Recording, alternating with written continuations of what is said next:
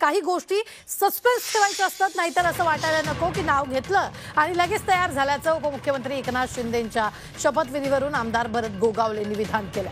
तसंच मंत्रिमंडळ विस्तार 11 किंवा 12 तारखेला होणार असल्याचंही भरत गोगावलेंनी यावेळी बोलताना म्हटलं। एकदम साईडला गेले।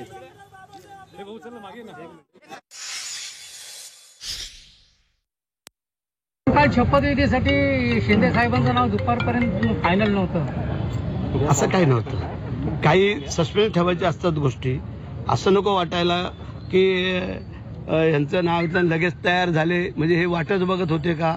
कारण जो मुख्यमंत्री पदावरती राहिलेला माणूस ज्यावेळेला उपमुख्यमंत्री पदाची शपथ घ्यावी लागते त्यावेळेला देवेंद्रजी बोलले होते की मी सत्तेमध्ये राहणार नाही, मी बाहेरनं काम करेल, पण त्यांच्या नेत्यांचं जसं त्यांना आदेश आले तसं त्यांनी केलं।